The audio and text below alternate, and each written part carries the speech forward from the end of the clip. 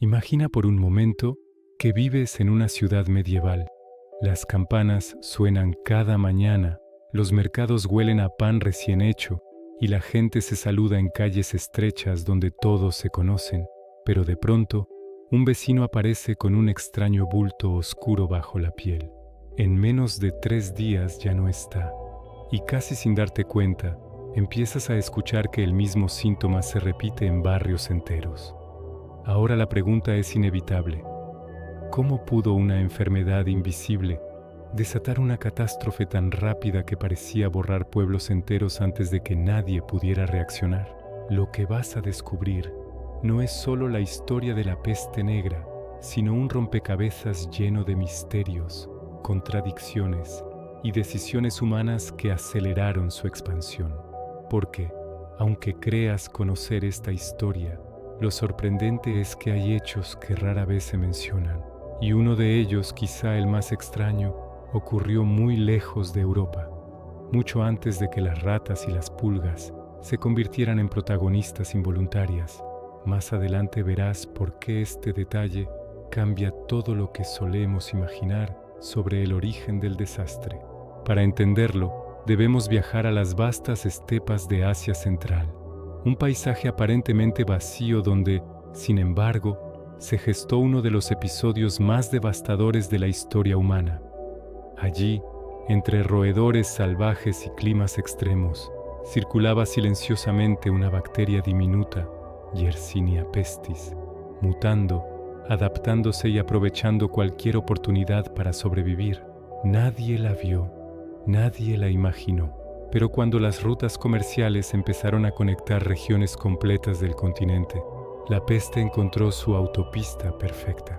El dato fuerte es este: la peste no llegó a Europa en un barco aislado, sino en una red gigantesca de caravanas, comerciantes y ejércitos que cruzaban miles de kilómetros.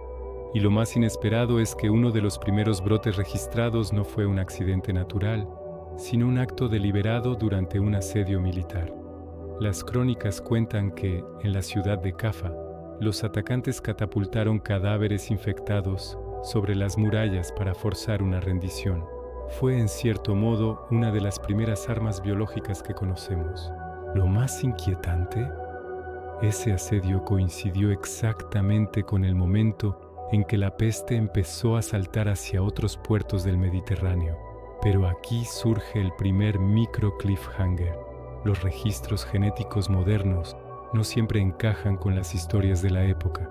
Algunas variantes de la bacteria parecen haberse separado antes del episodio de Cafa, lo que sugiere que quizá hubo múltiples puntos de salida, no uno solo. Eso significa que el brote no solo llegó por una ruta, sino por varias al mismo tiempo, un verdadero ataque en pinza de la naturaleza. Y lo realmente extraño llegará después, cuando descubramos cómo afectó de forma distinta a lugares casi idénticos. Para cuando los primeros barcos infectados tocaron puertos europeos, la situación era mucho peor de lo que nadie sospechaba. Europa del siglo XIV estaba superpoblada, con ciudades abarrotadas y sistemas sanitarios que, en el mejor de los casos, consistían en arrojar los desechos a la calle. Las pulgas prosperaban en la ropa, las casas eran oscuras y húmedas, y los animales se movían libremente entre los barrios. Era el ecosistema perfecto para que una bacteria saltara de huésped en huésped sin oposición. Lo sorprendente es que los brotes no siempre seguían el mismo patrón.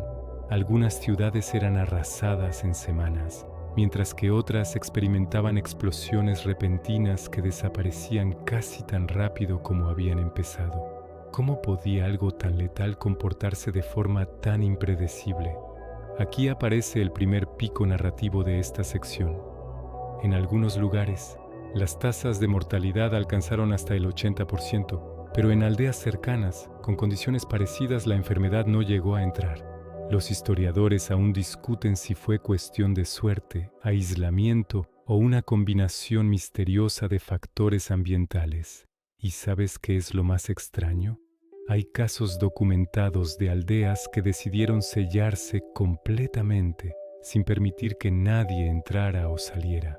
Algunas sobrevivieron, Otras murieron al completo sin haber tenido contacto aparente con enfermos. Es como si la peste jugara con reglas que aún hoy no logramos explicar, y esto solo prepara el terreno para una revelación más inesperada.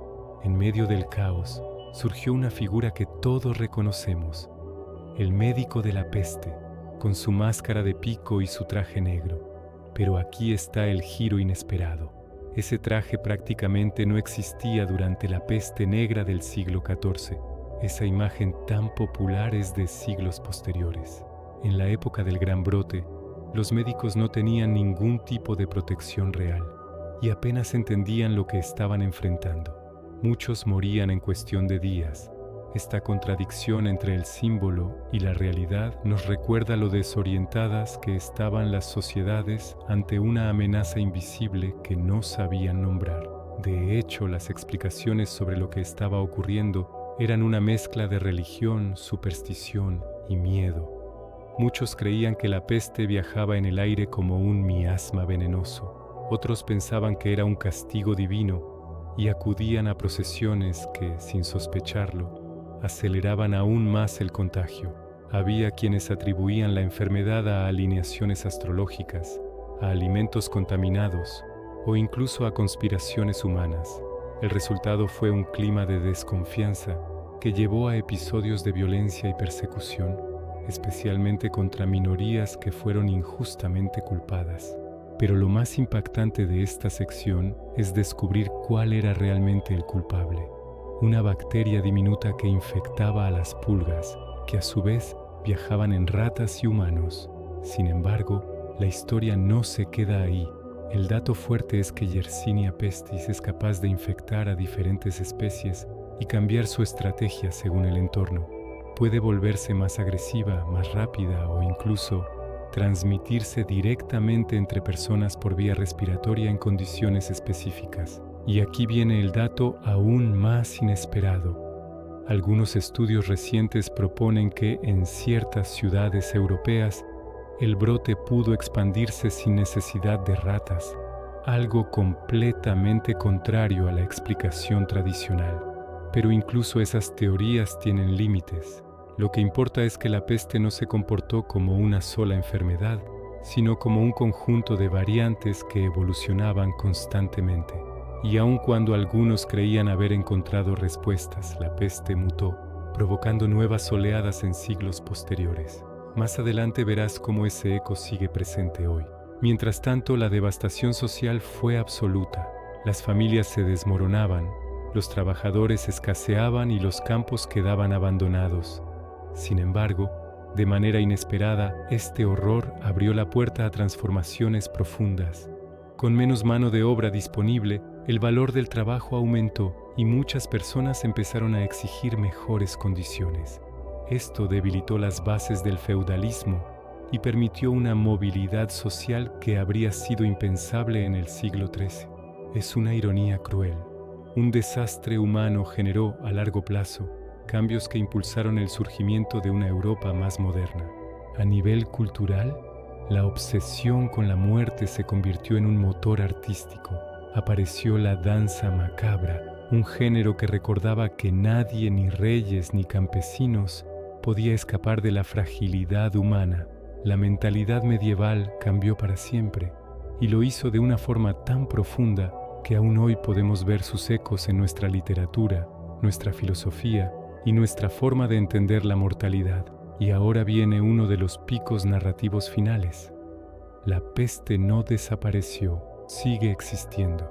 Cada año se registran casos, especialmente en zonas rurales donde viven animales que pueden albergar la bacteria. Pero aquí está la diferencia. Hoy conocemos antibióticos capaces de detenerla si se detecta a tiempo. Aún así, la simple idea de que un residuo de aquella tragedia siga vivo es un recordatorio incómodo de nuestra vulnerabilidad. Lo que ocurrió en el siglo XIV podría en teoría repetirse bajo ciertas circunstancias. Y esto no es un mensaje de alarma, sino una invitación a reflexionar sobre cómo las sociedades aprenden o no aprenden de su historia. Porque la peste negra no fue solo una enfermedad, sino un espejo que mostró las debilidades de un mundo interconectado desigual y desinformado. Un mundo que, curiosamente, se parece más al nuestro de lo que quisiéramos admitir. Cuando observamos cómo la humanidad respondió entonces, vemos patrones que se repiten en crisis modernas: miedo, desinformación, búsqueda de culpables, pero también resiliencia, innovación y cambios inesperados que definen nuevas eras. Quizá lo más importante es recordar que las grandes transformaciones rara vez nacen de momentos de tranquilidad. A veces surgen en los instantes más oscuros, cuando la incertidumbre obliga a repensarlo todo. Y la peste negra fue exactamente eso, un punto de quiebre que reescribió la historia. Nunca volveríamos a ser los mismos. Y ahora que conocemos su trayectoria, desde los orígenes ocultos hasta sus consecuencias globales, solo queda una última pregunta. ¿Qué otras historias, qué otros giros inesperados, qué otras conexiones sorprendentes se esconden en los momentos más turbulentos del pasado? Si quieres seguir explorándolos y descubrir cómo estos eventos moldearon el mundo que habitamos, ya sabes dónde encontrarlos. En Antiguamente, seguimos desenterrando los secretos del tiempo, uno a uno. Nos vemos en el próximo viaje.